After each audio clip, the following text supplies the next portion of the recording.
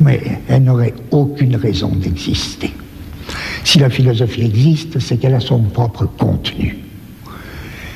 Si nous demandons qu'est-ce que le contenu de la philosophie, il est tout simple. C'est que la philosophie est une discipline aussi créatrice, aussi inventive que toute autre discipline.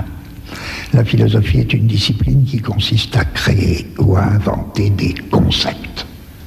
Et les concepts, ça n'existe pas tout fait.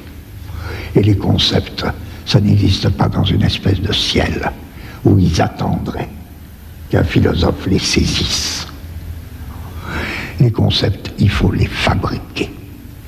Alors bien sûr, ça ne se fabrique pas comme ça. On ne se dit pas un jour, tiens, je vais faire tel concept, je vais inventer tel concept.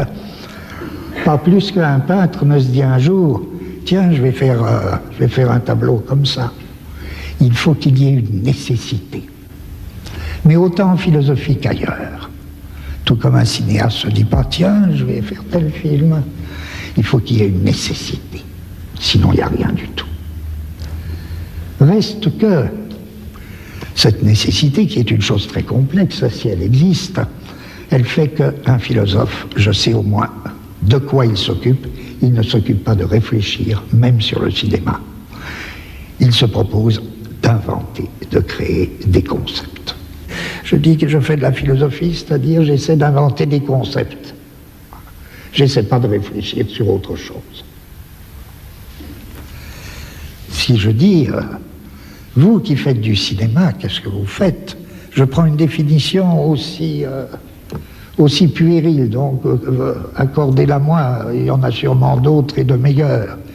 Je dirais, vous, ce que vous inventez, c'est pas des concepts, c'est pas votre affaire.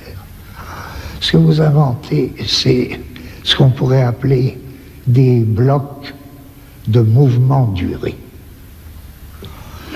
Si on fabrique un bloc de mouvement duré, peut-être que c'est que on fait du cinéma.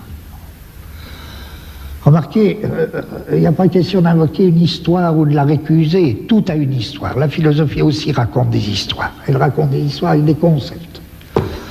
Le cinéma, je pense, supposons qu'il raconte des histoires avec des blocs de mouvement duré. Je peux dire que la peinture invente.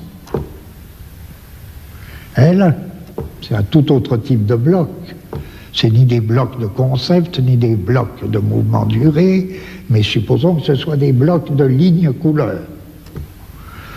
La musique invente un autre type de bloc, très très particulier. Bon. Mais je dis dans tout ça, la science, elle est non moins, vous savez, la science, elle est non moins créatrice. Hein. Je vois pas tellement d'opposition entre les sciences, les arts, tout ça. Si je demande à un savant qu'est-ce qu'il fait, lui aussi il invente. Il découvre pas, un savant. Du moins la découverte ça existe, mais ça fait partie, mais c'est pas par là qu'on définit une activité scientifique en tant que telle. Un savant, il invente et il crée autant qu'un artiste. Si n'importe qui peut parler à n'importe qui, si un cinéaste peut parler à un homme de science, si un homme de science peut avoir quelque chose à dire à un philosophe et inversement, c'est dans la mesure où, et en fonction de leur activité créatrice à chacun. Non pas qu'il y ait lieu de parler de la création c'est plutôt quelque chose de très solitaire et de... Non pas qu'il y ait lieu de parler de la création, mais c'est au nom de ma création que j'ai quelque chose à dire à quelqu'un. Et si j'alignais alors toutes ces disciplines qui se définissent par leur activité créatrice, si je les alignais, je dirais bien qu'il y a une limite qui leur est commune.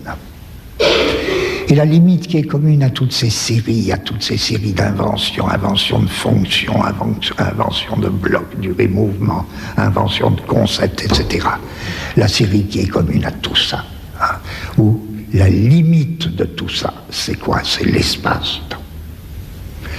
Si bien que si toutes les disciplines communiquent, si toutes les disciplines communiquent ensemble, c'est au niveau de ce qui se dégage jamais pour soi-même, mais qui est comme engagé dans toute discipline créatrice, à savoir la constitution des espaces-temps.